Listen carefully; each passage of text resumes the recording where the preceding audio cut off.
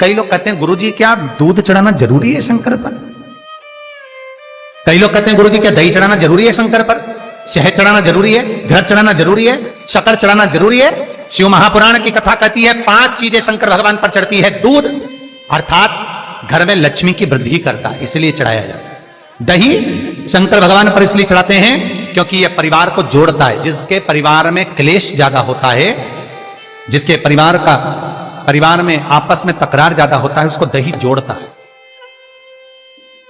शहद घर में चिड़चिड़ प्रवृत्ति को समाप्त करता है। घी रोग को समाप्त करता है।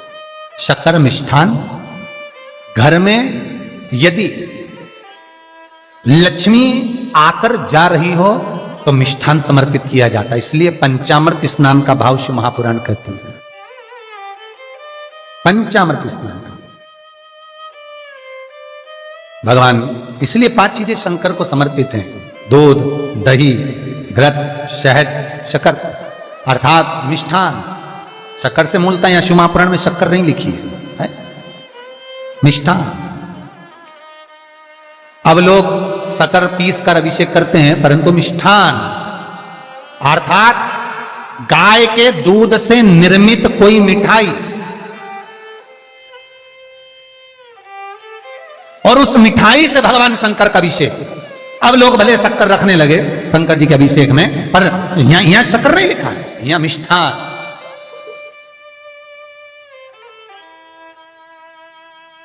हमारे यहां सहज भाषा में कहते थे उसको खांड अर्थात मीठा। शिव महापुराण की कथा कहती है दर्पण इतना बड़ा ले लो, बंदर वाला अगर दर्पण वाली नहीं तो इतना बड़ा दर्पण लो, हनुमान जी के मंदिर में जाकर, क्योंकि हनुमान शंकर का ही अवतार है।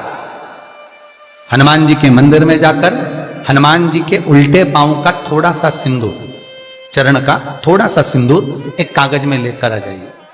और हनुमान जी के छोटे भाई, हनुमान जी 6 भाई हैं, उसमें गतिमान, हनुमान जी के छोटे भाई गतिमान का नाम लो, और गतिमान का नाम लेकर उस दर्पण पर सिंदूर से त्रिशूल बना दो। सिंदूर से त्रिशूल बनाकर उस दर्पण को घर के बाहर, दर्पण का मुख बाहर की ओर, ऐसे बाहर की ओर मुख कर कर दर्पण को घर के बाहर या दरवाजे पर, बिल्डिंग पर, ऊपर जाली में, फ्रंट में कहीं पर भी उसको लगा दीजिए। महाराज केवल शंकर का स्मरण कर कर, गतिमान का नाम लेकर, हनुमान के उल्टे पांव का सिंदूर का त्रिशूल बनाकर जो दर्पण को लगा देता है, आपको 1 महीने के अंदर अंतर मालूम पड़ जाएगा कि पिछले जो महीने निकले हैं उस महीने का अंदाजा लगाना कि घर में लोग कितने बीमार पड़ते थे, और इस दर्पण को लगाने के बाद बीमारी कम हुई कि नहीं हो कम तो ठंडा कर देना, क्या जा रहा है, पर करके जरूर देखना। विश्वास रखकर करोगे, भगवान शिव का अनुमोदन कर कर, भगवान शंकर पर विश्वास रखकर करोगे तो बीमारी घेर नहीं सकती। अकाल मृत्यु हो मरे जो काम करे चंडाल का, काल उसका क्या बिगाड़े जो भक्त हो महाकाल का। शंकर की आराधना करने वाला, शिव का स्मरण करने वाला, शिव को निवेदन करने वाला, शिव अर्चना में डूबने वाला, शिव का अनुमोदन करने वाला कभी दुखी नहीं हो सकता। तो शिव महापुराण की कथा कहती है शंकर को जितना जल प्रिय नहीं, शंकर को जितना बेल प्रिय नहीं, शंकर को जितना शमी प्रिय नहीं, शंकर को जितना दूध दही प्रिय नहीं, शंकर को अगर कुछ प्रिय है तो सत्य प्रिय है। सत्यम शिवम सुंदर। इसीलिए हमारे यहां शास्त्र कहता है, ब्रह्मा जी केतकी के फूल को लेकर आए, उसने झूठ बोला। ब्रह्मा जी गाय को लेकर आए, शंकर भगवान के सम्मुख में झूठ बोला। ब्रह्मा स्वयं झूठ बोले तो सिर कटा। कर्मनाशा नदी प्रकट हुई। और शिव महापुराण की कथा कहती है शंकर को सत्य प्रिय है, अगर झूठ बोला है। इसीलिए शिव महापुराण का स्पष्टीकरण किया जाए, वर्णन किया जाए, तो पहले के समय में अदालत नहीं होती थी, पहले के समय में पंचायत नहीं हो सकती थी, पहले के समय में कोई सभाएं नहीं होती थी, पहले के समय में कोई निर्णायक मंडल नहीं होता था, पहले के समय में केवल एक निर्णय होता था। गांव के लोग ले जाकर शंकर के मंदिर में खड़ा कर देते थे और कहते थे उठा गंगाजली, और कहते तूने ऐसा नहीं किया। गंगाजली उठाकर कह दे कि तूने ऐसा नहीं करा। क्यों गंगाजली उठवाते थे? क्योंकि लोगों ने शिव महापुराण सुन रखी थी।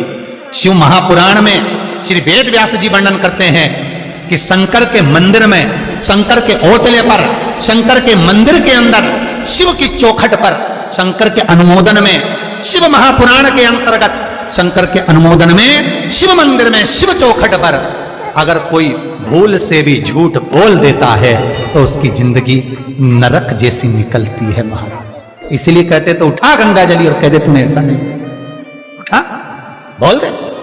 आपके भी जीवन में अगर किसी को कष्ट है, फिर निवेदन करूंगा, मंदिर में अगरबत्ती भले मत लगाओ, मंदिर में दीप भले मत जलाओ, मंदिर में पेड़ा भले मत चढ़ाओ।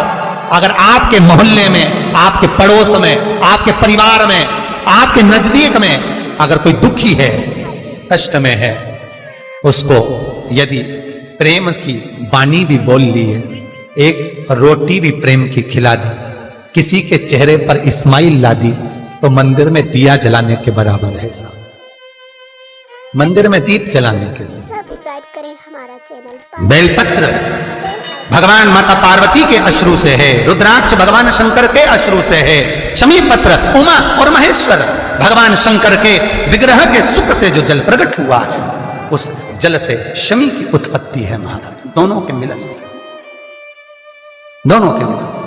सब्सक्राइब करें। जैसे एक मुखी से लेकर 14 मुखी तक रुद्राक्ष होते हैं, आपको पहले भी कथा में कहा, एक मुखी से लेकर 14 मुखी तक रुद्राक्ष होते हैं। सभी रुद्राक्ष का अपना अपना एक मंत्र होता है, अपनी अपनी एक साधना होती है जिसके अनुसार रुद्राक्ष काम करता है। एक मुखी रुद्राक्ष लक्ष्मी की वृद्धि के लिए होता है। कभी मौका मिले तो एक मुखी रुद्राक्ष का दर्शन करना। पर एक मुखी रुद्राक्ष जितना छोटे से छोटा होता है, जितना छोटे से छोटा होता है, उतना सुख दे। एक मुखी रुद्राक्ष लक्ष्मी की वृद्धि के लिए होता है, कार्य सिद्धि के लिए होता है। कोई भिखारी से भिखारी, गरीबड़े से गरीबड़ा भी अगर धारण कर ले, उसके घर में एक मुखी रुद्राक्ष अगर प्रवेश कर जाए तो सुख का अनुभव करा देता है, संपदा का अनुभव कराता है, सरस्वती का भाव प्रकट करता है, वैभव का भाव देता है। एक मुखी रुद्राक्ष का मंत्र है ओम ह्रीं नमः, ओम ह्रीं नमः। ये लक्ष्मी के लिए होता है महाराज। दो मुखी रुद्राक्ष बांधा को हरता है। कोई तकलीफ आ रही है, कोई प्रशासनिक कार्य है, कोई काम नहीं हो रहा, फाइल आगे नहीं बढ़ रही, बहुत तकलीफ आ रही है, तो दो मुखी रुद्राक्ष जो व्यक्ति धारण करता है उसका कार्य सफल होता है। दो मुखी रुद्राक्ष का मंत्र है ओम नमः।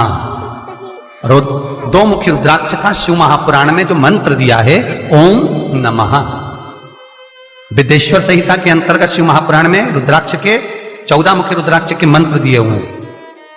आप शिव महापुराण नहीं पढ़ सकते तो मंत्र लिख लें। दो मुखी रुद्राक्ष का मंत्र है ओम नमः। तीन मुखी रुद्राक्ष विद्या प्राप्ति के लिए होता है।